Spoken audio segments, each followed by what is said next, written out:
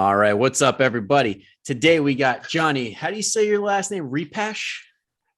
Well, everybody can just call me Jonny Reps because that's what they would know me by as. But it's Repasch is my last name. Repasch. Okay.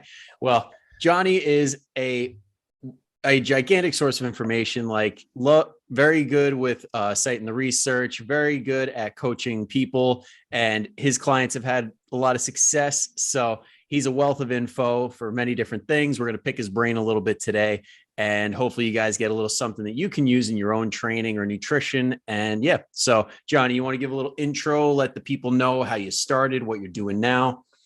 I thought we were here to play a drinking game. That's what I thought. I didn't. Oh, this is a podcast. Oh boy, bro, you're springing this on me.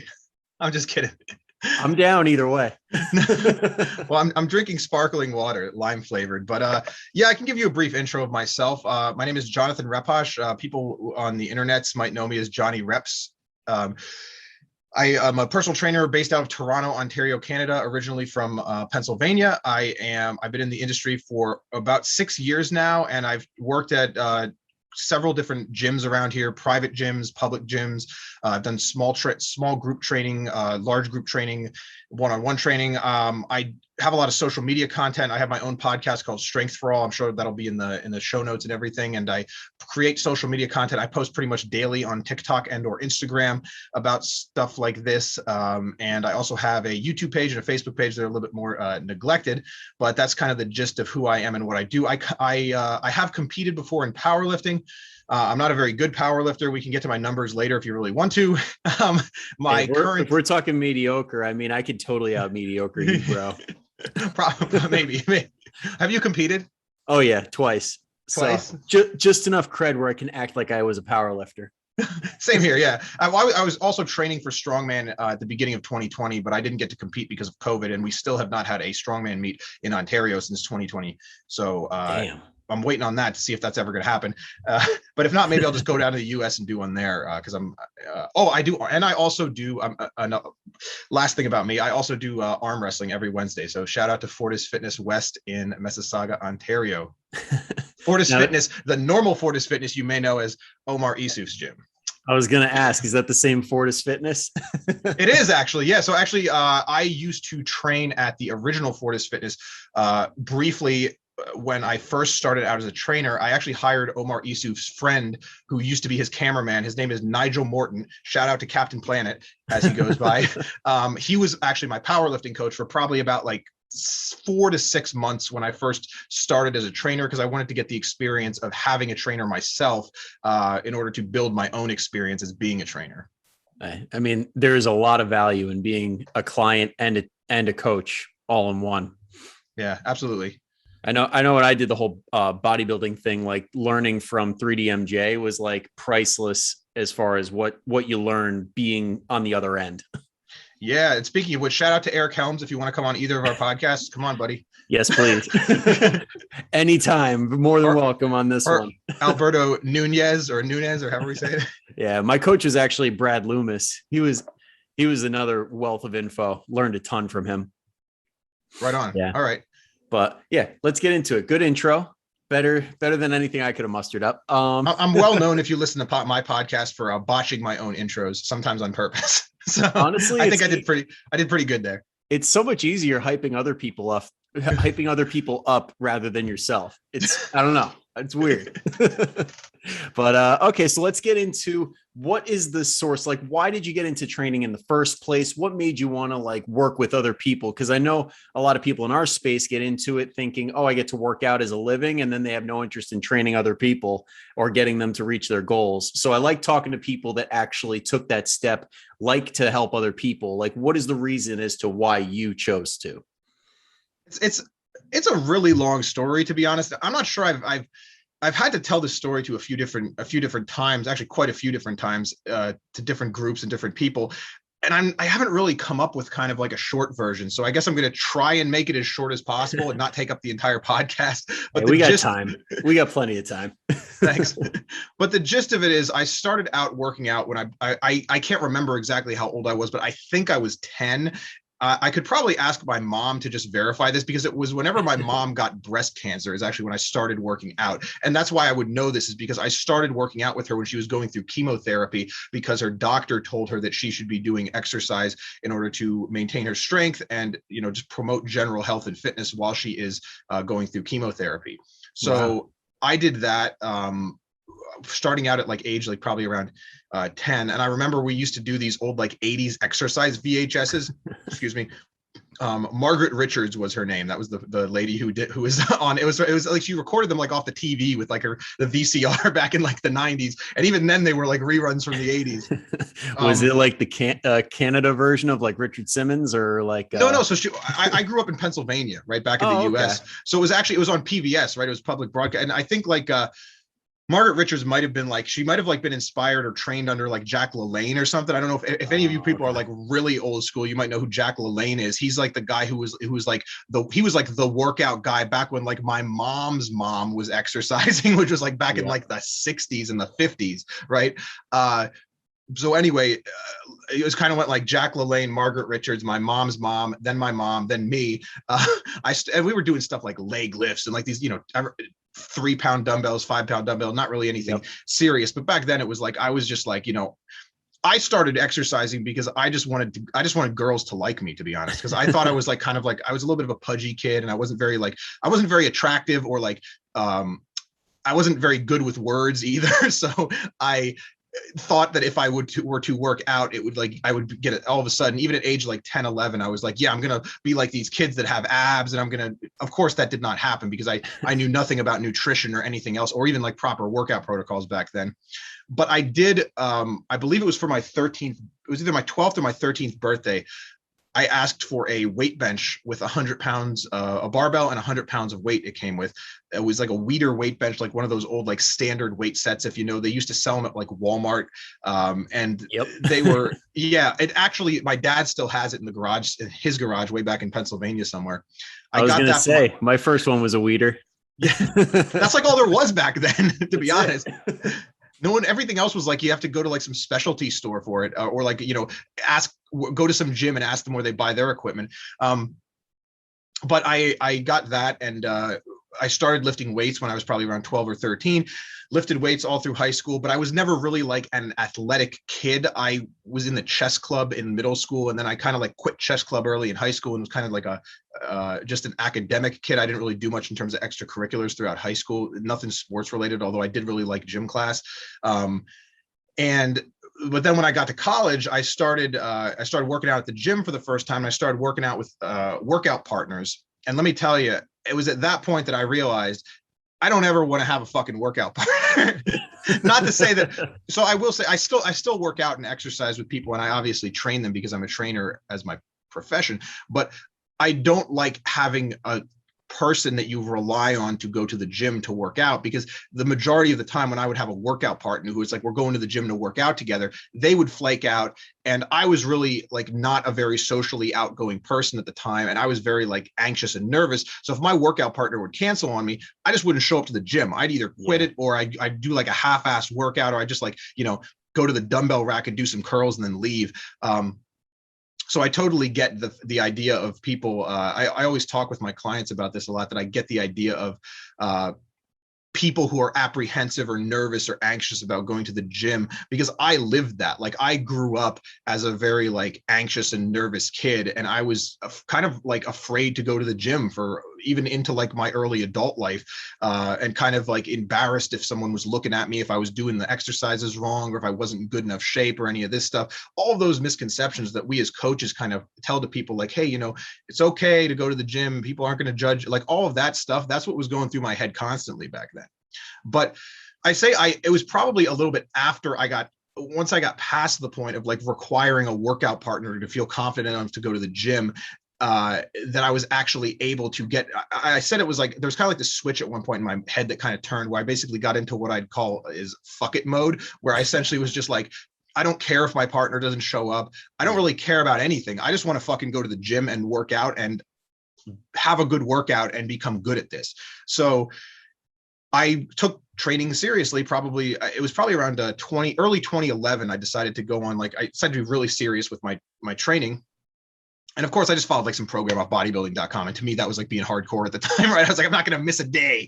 I'm not going to miss a day for like everybody talks about T Nation, but bodybuilding.com, that was the true, like, if you wanted info, that's where everybody went. It's funny because I say bodybuilding.com, but it was actually Muscle and Strength, which was like, I believe, a subsidiary of bodybuilding.com, because I thought I was like cool and like alternative going to Muscle and Strength instead of bodybuilding.com. To me, it was like, at the time, I thought T Nation was like the things that all like the jackass like jocks and like steroid abusers are the ones who would go to T Nation. Well, and then I thought T Nation. Why would you think that it was like anything natty? Right, like, exactly. All the natties went to bodybuilding.com. No, and then I thought like all the normies went to bodybuilding.com. So I thought like Muscle and Strength was like the hipster place to go, right? Even though like in reality, I think it was owned by bodybuilding.com anyway. But I digress. So I got into serious training, or at that point, what I would consider serious training at that point. And then it wasn't until about 2013, the end of 2013, I decided to like start.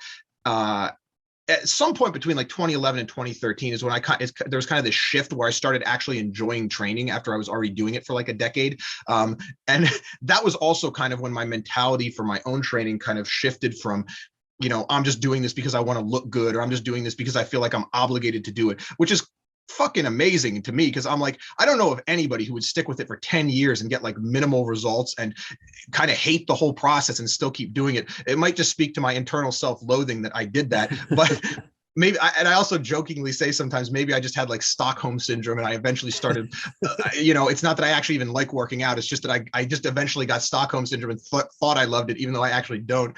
But it's just a part of your life. You're like, I gotta lift. Right. I don't feel good if I'm not going to the gym at least 3 days a week. But I started doing strength training, and my goals started being less like aesthetically based and more like strength based, right? And more like, performance based and more like just that type of thing. But actually, if we reverse maybe a couple of years back to 2012, this was, my first client that I ever had was actually at this point, and it wasn't really a client so much as it was just a dude who I worked with he had a membership to Planet Fitness. And, you know, at Planet Fitness, you can bring a person with you, like as a guest. And his deal was basically, I had just graduated from college. I was working at a guitar store and making like $8 an hour. So I couldn't afford a gym membership. Yeah. And he goes, hey, if you, if he knew that I was like the workout guy, like at Guitar Center, I was like the workout guy. Whenever they needed like heavy amplifiers lifted on the top shelves, it was me and this other dude, JR, who was actually on my own. I'm still friends with him. We're the workout guys at Guitar Center. So this other guy goes, hey, if you take me to the gym or if you train me, essentially, I will let you use my guest membership to use the gym. And I was like, sweet. To me, that was an amazing deal. So I worked out with this guy for a while, and he was like my first like kind of like client. And then throughout the years, like I trained with like for one-off sessions and sometimes for longer periods of time, I just kind of trained like friends and family, or would like work out with them and stuff, more of like less of like a we're going to work out together thing and more of like I'm training you type thing, because I was past the gym buddy type thing, because I was like, gym buddies are so fucking unreliable. And then probably in around 2014, I was kind of considering becoming a personal trainer. But then it wasn't until I moved to Canada after I got married, I had a 6-month period after I moved here before I had a work permit, but where I couldn't work. I essentially was sitting on my ass doing nothing. And I was like, I can't do nothing. So I decided to get certified with the National Academy of Sports Medicine and go into what I really wanted to do with my career, to be honest, which was training. And what you said is kind of, and I'll kind of wrap this up without going for too long. I think I already talked like 10 minutes about this, but what you said is like a lot of people kind of work out they just want to like work out and be like paid to be a power lifter or paid to be a bodybuilder, until they realize that that's not really actually like the way it works, because most power lifters and bodybuilders really don't make money at all much doing what there's not a lot of money in either of those things. If you're like under the age of 15 and you're hearing this for the first time, I'm sorry, but it's like, I'm telling you, Santa Claus doesn't exist. Like there's really no money. You just burst that bubble. Yeah. Like the prize money from winning at powerlifting or bodybuilding is shit. But my mentality toward this was I wanted to become a trainer because I wanted to actually train people. And I really enjoyed the idea and the process of like when I had worked with other, friends and family members and trained with them a little bit in the past. I really liked doing that. And I liked seeing like their eyes kind of like light up and then be like, kind of like similar to how I was when I became like less intimidated by going to the gym, it's like when I could go with this person and take them to the gym and they're like, oh my God, I'm not talking about, these weren't friends who were like bodybuilders or like really workout people, friends who were just like, at best had a passing interest at the gym, in the gym. When I could take them to the gym and they would like actually enjoy doing it. Like the idea that that was something that I could help facilitate was just like, I thought that was like amazing. And I was like, maybe this is like the one talent I have in the world, that I can actually help people with, is helping them get to the gym and helping them find this to be less threatening, and kind of introducing them to something that's really like the world of fitness that I've been into for a very long time. That's kind of like, I think in a lot of ways has really given me a lot more confidence and transformed my life and transformed my body and made me like a stronger person, both physically and mentally. I can kind of help other people develop that a little bit. And I guess that's the long and the short of why and how I got started in the fitness industry. Yeah. So, I mean, what I'm thinking right now is like, you're pretty much talking about the moment that it clicks. Like everybody who's been like a trainer at some point or another, like long enough, you see that look in people's eyes and you're like, wow, I wouldn't trade this for anything. Like somebody gets it. And like, they understand how amazing it feels when they work out. They understand what it feels like to get stronger and to like know that they're stronger. Like those moments are priceless. Yeah, and I don't know if it's always a moment. I do know that I have times when I'm on calls with clients where they like literally like, I can literally like feel like the pressure like dissipating off of them. I can feel like the anxiety kind of like starting to go away when it comes to like nutrition or dieting or working out. I don't even like using the term dieting. I try to shy away from that and I try and use like nutrition instead. But it's like, I've had many experiences on calls with clients or with training people in person where they're just like, it's like I'm demystifying the process, helping demystify the process for them and empower them to be able to do it on their own.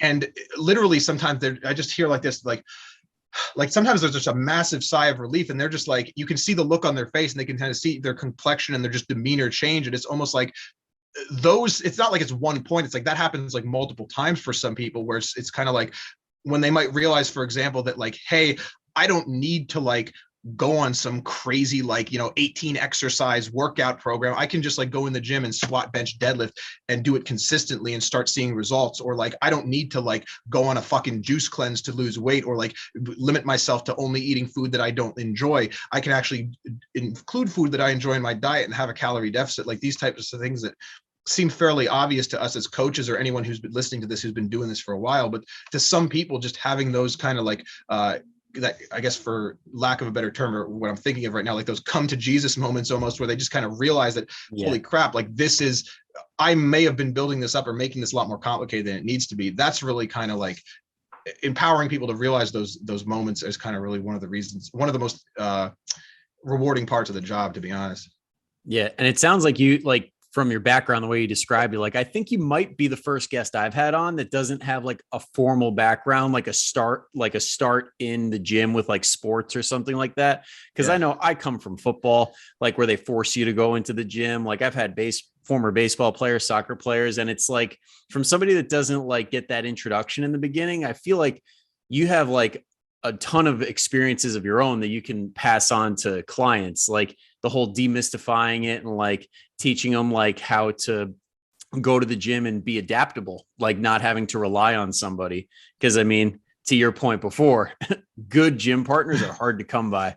I only had one guy I could ever rely on. So it's like, if you're really relying on somebody to get your ass to the gym, make sure they are reliable.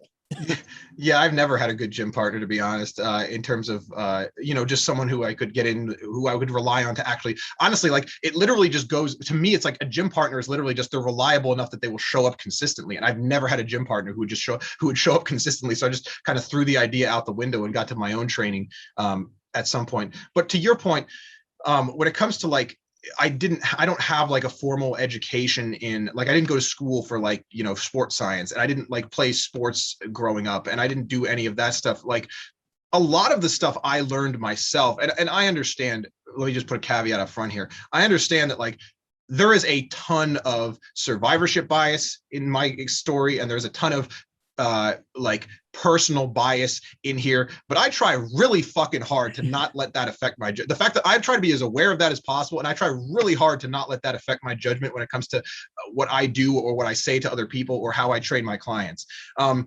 I think the one thing is I always was heavily focused on, not to say like I was like a doctor or anything, like I was going to school to some really advanced program or anything, but I always had a really heavy focus on my education when it came to like the amount of effort I would put into things. I primarily worked on, you know, when I was in school, I didn't do many extracurriculars. My main focus was I just wanted to do like really good in every class. Like I got like, you know, pretty much straight A's in high school. And I got, you know, when I got to college, I had a good GPA, and I always wanted to have really good grades and kind of like learn and analyze and get better at stuff. So I think that's kind of the approach I took to fitness, is like, I wasn't really interested in it from the perspective of like, let me just say, I was less interested in it from the perspective of someone who wants to just get in the gym and like clang and bang and like be a bodybuilder.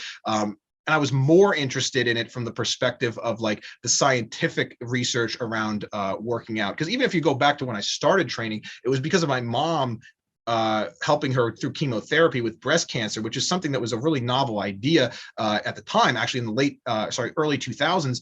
Not a lot, as far as I understand, not a lot of people were recommending, they were like, oh no, you're on chemo, you got to rest. But there was emerging research to show that it's better to actually be more active if you're on chemotherapy or if you have cancer and you're going through that, because it kind of helps, I guess, theorized in some ways, stimulate your recovery mechanisms or just, you know, maintain muscle mass and all these sorts of things. But so anyway, my perspective on it, I more got into it just from the kind of the point of I want to, not for sports specific reasons, but more for like enhancement of quality of life reasons, and also kind of like to like analyze exactly what kind of works. And I always was like, okay, I'm not going to say like when I saw like the bodybuilders or the bros or the people who didn't seem like they knew what they were doing in the gym, and I was like, oh, that guy either is just like really hard-headed, or he's taking steroids, or he's you know, he's working at an unrealistic level that other people aren't going to do. Like that never really appealed to me. Like I never really wanted to be a bodybuilder. That whole portion of the fitness industry never really appealed to me. Although I do, you know, I can appreciate like good physiques and the amount of work that goes into doing it. But I guess that's just kind of the trajectory that I came at fitness and the exercise and the fitness industry from, is like more of like an outsider and someone who was kind of like trying to just look at it from an educational and I guess like a life enhancement perspective. That doesn't make sense. Yeah. And I mean, that's like to the point of what I was saying before. Like it's interesting coming at it from that perspective, because a lot of the people in our industry are like bodybuilders, powerlifters that are just like, they've gutted through it, gotten the results, but the majority of people don't want to do that. The majority of people just want to feel better, look a little bit better, and be able to do basic things easier, which as like a bro meathead is a very foreign concept. It's like, wait, so I'm not trying to grow my biceps? I don't get it. and I think there's like this really delicate balance kind of in here too, of like, and I struggle with it myself in terms of like, how much do you need to push each individual person in order to get them the type of results that they want? And then how likely is that to either, because there's always like two paths it could either take them down. It can push them closer to giving up, or it can push them further into being more self-reliant when it comes to working out. And I'm doing like a mental balance. Like there's scales like in every direction going in my mind almost every single time I say anything to any of my clients. I'm like, is this going to push them in? Which direction is that going to push them in? Right. And sometimes the answer is you got to increase the intensity of your workouts, but then other times the answer is you have to decrease the intensity of your workouts. And to be honest, like really learning where that point is with each client takes like a lot of patience. It takes a lot of empathy. It takes a lot of experience.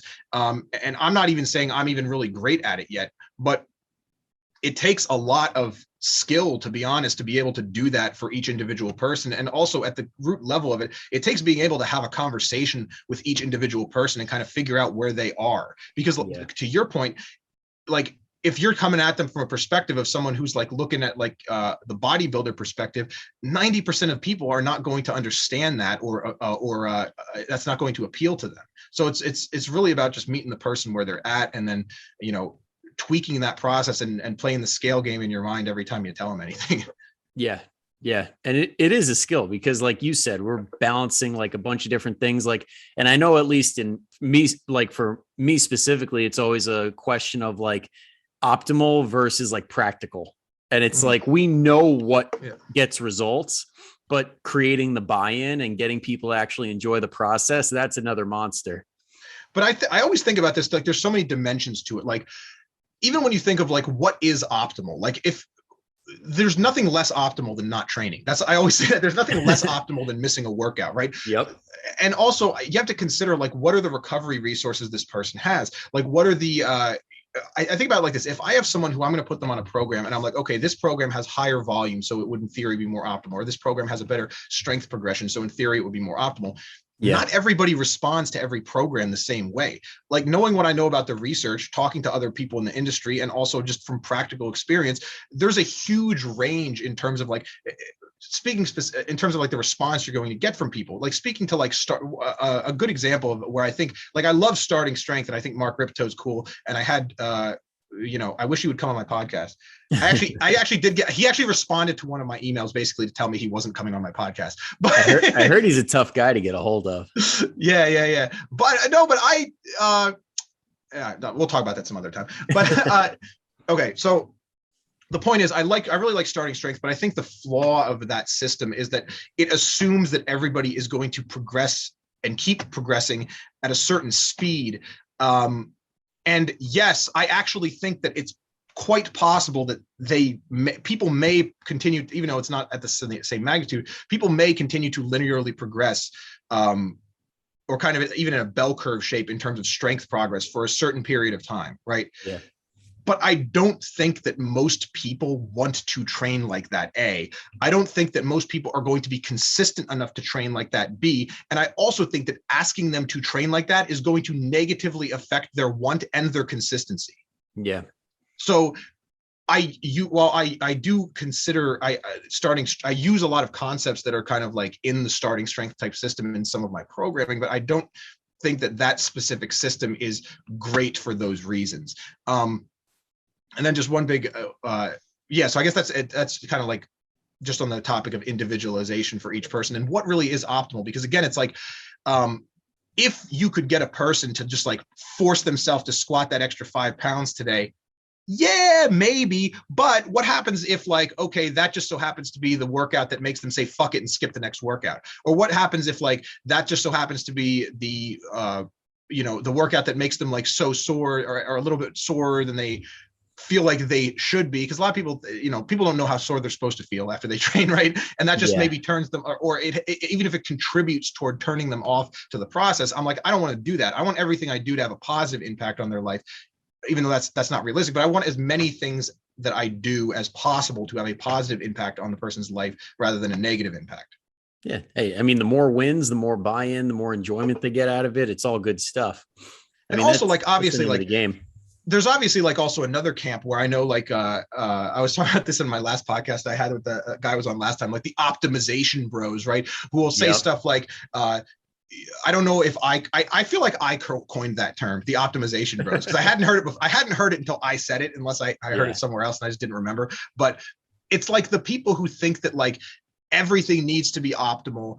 If you're promoting anything that's not like perfect training protocol, like you're full of shit, or you're not a good coach, or you don't know what you're talking about or something. And I'm like, to be honest, if like all you're promoting is optimal training, it probably means you've never fucking coached anybody, or exactly. It probably or at the very least, it probably means like you've only coached like extreme outliers, or maybe you've only coached like elite athletes, or you've only, or I don't know. But the point is, like, optimal training is only optimal as per you can do it, right? And what each individual can do is going to be different. Yeah. So Optimal is individual. Calm the fuck down. That's what I'm saying. Is calm the fuck down. Yeah, exactly. And it confuses people. Like you hop on the internet and these people are like blowing it out of proportion. Like, if you're not doing this many reps instead of this many reps, what the hell are you even doing? And it's like, all right, listen, it's not that big of a deal. If you're getting work in, you're getting work in. You're going to get some benefit out of it. There's ways to do it better. There's ways that aren't so great. But at the end of the day, if you're in the gym, if you're getting work in, more times than not, that's a good thing.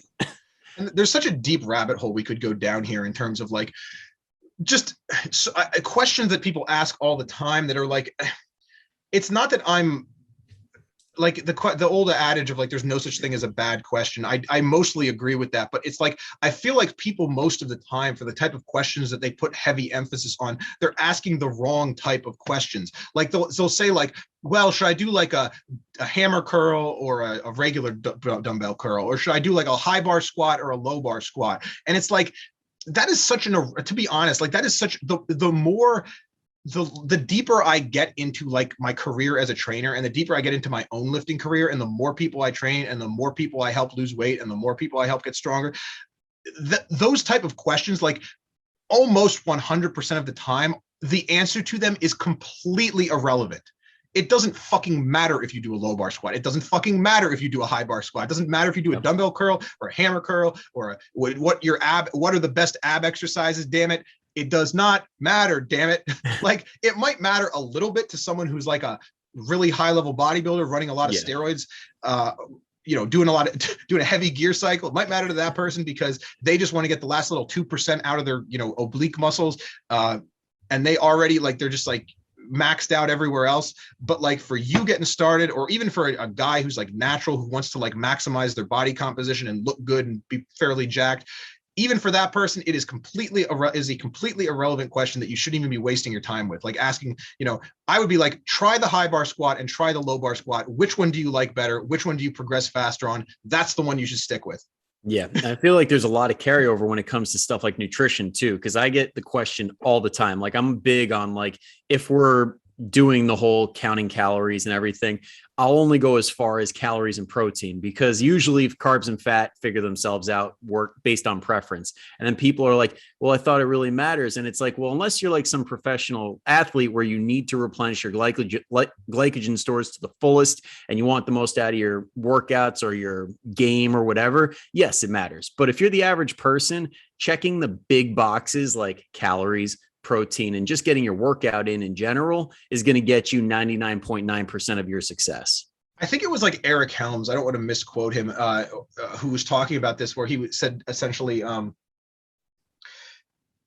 it is not possible for you to train. I don't know if it was Eric Helms, but it was someone who I regard similarly to Eric Helms, was essentially saying that it's not possible to train hard enough in the gym to where like glycogen depletion or like essentially like where you would need like an intra-workout carb supplement, where that would actually make the difference between your performance in any way. Because the only time it was ever measured that that's an issue is if it's like a long distance kind of endurance based event, and just the way that muscle contractions work under load, it's like that's not going to play a factor. Like, it's not. And I might be off on the hours here, but I'm pretty sure it takes 4 to 6 hours for like carbohydrates to fully synthesize to the point where you can actually use them. So it's like, I don't know about that, but I do know that, from what I know, the research shows that there's, if you have a workout, first of all, if you have a workout that's lasting like longer than an hour and it's like an endurance based workout, that's the point where like an intra workout, like carb supplement, that where it's like kind of like a fast digesting, simple carbohydrate may make sense. But to be honest, the only people who really fall under that category where you're having like an aerobic based workout that lasts longer than an hour is like a distance runner. And 99% of people who are who I'm training, 99% of the people who are listening to this podcast, 99% of the people out there are not going to do that type of training. You're not running marathons. They're not running Ironman events. And those are the people who that type of thing would work for. It's not you. It doesn't matter. It's another kind of like a TWD. But what about those rise and grind guys that are like in the gym for 2-3 hours talking for an hour? Don't they need their glycogen? But I don't know, to be honest. I'm not sure. I doubt it. I seriously doubt. But I do know that Yeah, I don't know about that, but I do know that again, like for long distance endurance athletes, it's like, yeah, that's when we want our mid workout carbohydrate supplement replacement. Yeah.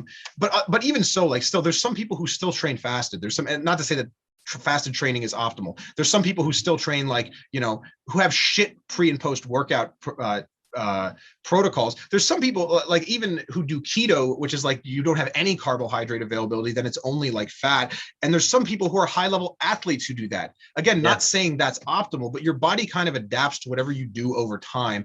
And I think, again, it's much to do about nothing. This is not going to be the difference between you looking like Arnold Schwarzenegger and looking like, I don't know, who's someone with a terrible body? DiCaprio. It's not going to be the difference. Hey, no picking on Leo. He's the man. But no, to your point, how many professional athletes do you see munching on McDonald's?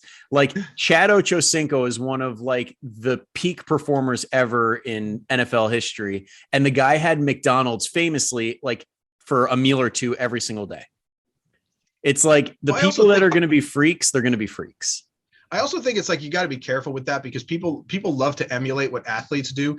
And if you say like, oh, this guy eats McDonald's, they'll go to McDonald's for every meal. Yeah. Or they'll just get like, they will subconsciously think of it as like, oh, he goes to McDonald's, so I can go to McDonald's, so I don't care. Right. But it's like, honestly, like I eat McDonald's too, but it's only in the context of like a healthy diet otherwise. But that's kind of a different topic. We can talk all about nutrition and all the problems with that. But I know there was something else you wanted to talk about today. Yeah, I mean, I had a bunch ready to go. The one thing that I thought of, and I thought you could provide a lot of good insight, is at-home training, because this actually ties into, at the very end of the podcast, I usually do like a Q&A, and I got a really good question in the messages asking if you have, like, this guy is a college athlete, doesn't really have a lot to work with. I guess he's at like a smaller school or something that doesn't have a big old weight room. And the question was, how do you get stronger with very little, if any, equipment, like body weight bands, all that stuff? And I know quarantine time, you were on pretty hard lockdown and pretty much only really working with like what, an independent squat stand and a barbell. Yeah, for myself mostly. Yeah. So when it came to strength, what do you think are like the big exercises, ways to program that you saw the most benefit? Yeah, so I'm going to give myself a plug real quick. So I will say this. First of all, I don't think there's any like required equipment for you to have when it comes to just getting stronger or working out or, well, obviously, if you have specific goals, like you're like, I'm a power lifter, you're going to need a barbell and a squat rack if you want to be a power lifter. But like outside of that, if you're just someone interested in getting stronger and building some muscle, there's no like required piece of equipment.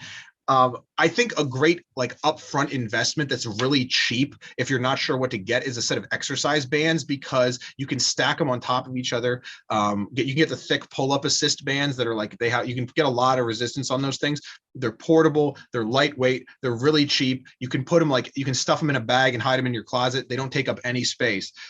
I also have, so if you go to my website and you click on the free program, I actually have a free home program it's a 4-day per week program that involves mostly just band and body weight exercises. And I'm actually also working on an ebook right now that's called 31 Workouts You Can Do Anywhere. And I don't know why, but I've kind of gotten in. I don't know if this was necessarily by choice. I've gotten into a lot of home training lately for both myself and clients, probably due to lockdown and COVID, but also because that's kind of the direction that a lot of my clients were going anyway. And I was just trying to find ways to fit working out into their schedule and into their lifestyle without having access to equipment. Now, for you, you said your guy's an athlete, or the person who asked the question is an athlete, right? Yeah.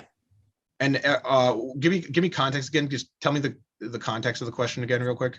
Just he's not a lot of exercise equipment to work out with. And his question specifically was like, how do I work on strength? And I know that that's like a very vague kind of question because there's different types of strength. But like, let's say, I want to say he was a baseball player. I'm not 100% sure, but let's say baseball player, rotational requirements, like rotational power, just baseline levels of strength. Like, what do you think would be like the big ones to focus on, and what kind of rep schemes, sets, all that stuff? Okay, that's a good question. I think the first thing is when you are a sports specific athlete, well, every athlete is kind of, because you're doing a sport. If you're an athlete, you're doing sports. But you are going to become better at your sport simply by practicing the sport. I think the idea of like, we can do loaded movements that like mimic the patterns of your athletic endeavor closely. Like, for example, I do know one study where they had people like throw weighted baseballs because they're like, oh, it'll make them stronger at pitching by throwing a weighted baseball. And you know what it did? It fucked up their pitch. It didn't make them any stronger at pitching. It fucked up their pitch. So I think that in terms of like, if you just want to become generally strong, for as much as we can get into the whole discussion of strength is specific, and there's really like, if we break it down, like really like get into the nitty gritty, there's kind of like no such thing as like general strength, because there has to be some context in which the strength is tested. But if you want to define general strength as being able to produce force in a variety of different positions and contexts, that would probably be an okay definition of general strength. And then we want to kind of translate that into your sport. I would say the first thing is you want to practice as many aspects of that sport as possible, while in the way that they're going to be performed in that sport. Like, for example, if you're a basketball player and you don't have access to anybody, any other players or a basketball hoop at home, you can dribble the ball still. You can shoot even if you're on a hoop. You can kind of practice shooting. You can practice like, doing your dribbling and your footwork and stuff like that. That's one thing you can do, right? If you're a baseball player, you can practice throwing pitches if you have a baseball, right? Even though you're not, you can practice like swinging a bat, even though you're not going to have again, things that are kind of like similar to but ideally, like, you should be like playing the actual sport to get better at the sport, because there's more things than that. I think for baseball players specifically, like doing some type of rotational movement is important. I think for field athletes, doing some type, like track and field athletes, or like soccer players, people who are doing a lot of running, some type of what's the term I'm looking for? Eccentric loading of the hamstrings has good research to show that it helps with reduction in posterior chain injuries like ankle, hamstring, and calf injuries. So you should be doing stuff like Nordic hamstring curls, or like leg curls with a what's the term I'm thinking of? Leg curls with a reduction, or a very controlled eccentric, right, on the leg curls. Essentially eccentric loading in a controlled context. But I think in general, like, you also want to cover your bases. Like, you want to get in a lot of pressing, you want to get in a lot of squatting, you want to get in a lot of hinging and a lot of pulling. Just cover your bases on like a regular strength training program, and then add in maybe like one or two exercises that are specific to your sport, and then get the majority of your athletic type training in from actually playing your sport. Like, that's what's going to make you best at your sport. And in my experience, taking a fairly minimalist approach to your resistance training outside of the athletic endeavor you're doing tends to work a lot better than having a really complicated program that like adds a lot to your fatigue and digs into your recovery resources. And then also I would ask additional questions. Like, I'd want to know what type of equipment. You said you don't have much equipment. Do you have access to like a backpack? You can use a backpack to add load. You can use bands to add load. And if you have the space, obviously barbell and squat rack is a great investment. Yeah. I'm trying to find that question, because I know it was pretty good. And when I saw it, I'm like, okay, we could do a lot with this. So I wish I could pull it up, but oh wait, here we go. Very busy sometimes. I don't have the opportunity to go to the gym to work out. I think a great topic would be strength training exercises that don't require any gym equipment. And yeah, he is a baseball player based on the picture. So yeah, I think just we honestly covered most. Go to my website, click free program, and I'll send you the band and body weight program. You just have to put in your email. There you go. And that'll be in the show notes for anybody listening that wants to take advantage of that too. And just while we're on the topic of that, like, because I mean, it is tough when you don't have any gym equipment, but there are certain things that you can get a hold of that can help out a ton. Like Jonny mentioned, the bands. Another very useful thing to get would be like a TRX system, because the toughest thing that I find programming like at home stuff is pulling exercises. And a lot of people are great when it comes to the push-ups. They can crank out 20, but then ask them to do an inverted row and they're like, oh, can't quite get there. So especially in a sport where it's very stressful on the shoulders, you want equal strength, both front, posterior and anterior, wherever I'm pointing, front to back. And And then doing a lot of the things like another resource you could look into is like Eric Cressy puts out a ton of stuff when it comes to baseball and specific training there. And a big theme with his is freeing up the scap and doing like motions where the scapulohumeral rhythm is there. I can't even say it right when I try, but basically getting out of that pinning the shoulders back and keeping him there the entire time. Like you see a lot of people doing bench presses and stuff. So prioritizing things like push-up variations, or like if you do have the opportunity to go to the gym and do like a landmine press, stuff like that can help a ton with just keeping the shoulders strong and healthy while you practice your sport. Because if you can't get back to the original, like Jonny was saying, like if you can't practice your sport more progressively over time, improving the skills because you're hurt or you're like something's aching. If something's aching over and over again and you're going and practicing like with a funky movement pattern and you're getting worse because of your training, that's never good. So you want to optimize the training, stay pain-free, and do what you got to do to get better at that sport by practicing that sport. See, I don't know if this is my own personal bias. It probably is to some degree, but my immediate gravitation when someone is having issues with like if it's a pain related issue, right, versus like, because my first thought would be like, I don't know that you need to add in a lot of that other, like why can't you just do an overhead press instead of a landmine press because it's simpler in a lot of aspects? Or why can't you just, I'm all about like simplifying the program and cutting out unnecessary things. Perhaps for some people, like if they have an issue doing overhead press, we might need to take them, regress them, or move them, take a diagonal or a sideways step over to a landmine press or something different.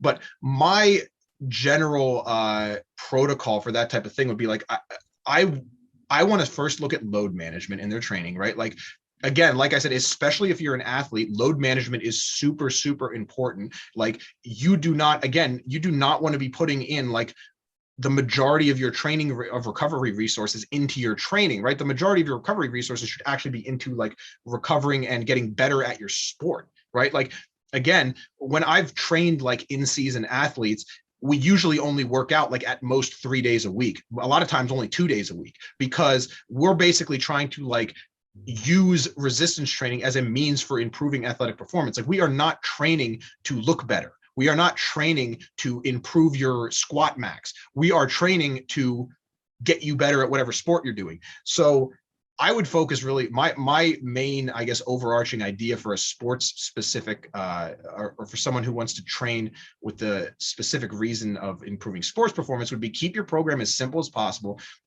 Don't over like load your workout in terms of like, it's because some people I'll be like, make your workout as simple as possible. And then I'll be like, oh, I'm going to do 10 sets of squats. And I'm like, it's probably more than you need in order to improve your performance. So make your program fairly simple. Don't have your RPE too high, right? Don't have your exertion level too high on a per set basis. And also like, I wouldn't add in a lot of superfluous exercises unless you need to for a specific like reason. Like, again, if someone has an issue doing overhead press or they get shoulder pain, maybe we need to regress or adjust to a landmine press. But I wouldn't say like, just, do overhead press and then do landmine press and then do this other press too, because again, it's going to be more fatigue added to your system that you don't need as an athlete. Yeah. Yeah. And in, Alex Strickland's case, when it comes to lack of equipment, more times than not, you're only going to be able to do the basics, only going to be able to do like squats, push-ups, sit-ups, lunges. Like, I mean, how much can you really get into with that? Yeah, well, you don't want to, that's the other thing is like, if you can put together a good workout that has like 3 to 5 exercises, and again, it's much more about fatigue management and load management than it is about like specific exercises, to be honest. Yeah. Like, do your pushes, do your pulls, do your hinges, and keep it simple. Exactly. And last but not least, okay, I don't want to keep you too long. I know you got a lot of things to do today. I ask every single guest on this podcast the one most important question: what's your favorite movie and why? I'm not sure what my favorite movie is, but I'm just going to give you the response that I've been saying for a while, even though it's probably not true anymore. Is it's pretty basic, but I like the first Iron Man movie a lot. It's a good one because I feel like it started the whole Marvel thing. It was the first movie that was like really good for the Marvel movies, because there was the Hulk one came out, I think, before it maybe, and that was garbage. Yeah, that one wasn't very good. But I liked the first Iron Man movie because it kept the story simple. It had a good plot. It had also Tom Morello from Rage Against the Machine as a cameo. The guitar I player didn't from know. Rage Against the Machine has a cameo in that movie as a terrorist. So that might be one of my favorite movies. I know it's a pretty basic answer, and I'm not going to win any like awards from the real movie people out there, but I'm going to go with Iron Man. Hey, it's a good answer. It's the first time I think anybody said Iron Man. So I respect it. As a Marvel fan, I can respect the fact that you chose Iron Man, and the best one, because First one, of course. everyone knows the first one's the best one. Yeah, for sure. But thank you so much for coming on. I hope I also want to know, yeah. I saw that movie in the theater like very early, as soon as it came out, because I was an actual like Marvel fan long before the MCU existed. Like I watched all the cartoons in the 90s, and my dad was a big comic book guy. So like I'm an OG hipster fan. Anyway, okay. Sorry. So you're the real deal. I tell everybody, I'm like, I am a bandwagon Marvel guy. Like I jumped on the movies and I'm like, all right, this is great. Then somebody will pull a reference from a comic and I'll be like, I don't know what the hell you're talking about. Thanos had a helicopter. Like they'll show like little teasers of what's to come next with these characters. Like in Loki, the guy they show at the very end, everybody's like, whoa. And I'm like, I have no idea who that is. Well, I miss a lot of them too, to be honest, because some of them are pretty obscure. Yeah. But anyway, thank you so much for coming on. I really do appreciate you spending some time with us, teaching everybody a thing or two. Now I know you plugged away during, but feel free to throw out any plugs right now. Let people know where to find you, how to get in contact if they'd like to. Yeah, so it's Jonny Reps Fitness pretty much everywhere. And just remember, there's no H, it's JONNY. And then there's an underscore reps and then underscore fitness, like everywhere. I'm on Instagram, TikTok, Facebook, that's my name, YouTube. And then also you can check out JonnyRepsFitness.com, all one word, no underscores. Yeah, you can check out my podcast. It's called Strength for All. It's on all those platforms that you know and love. And I'm also on LinkedIn, though I never really do anything on there. Yeah, same here, but it's nice to have. All right. But for anybody who didn't catch all that, I'll put it all in the show notes, make it real easy on everybody. Just a little click ski and you're good to go. Perfect. All right. Thanks again. I will see you guys all next week.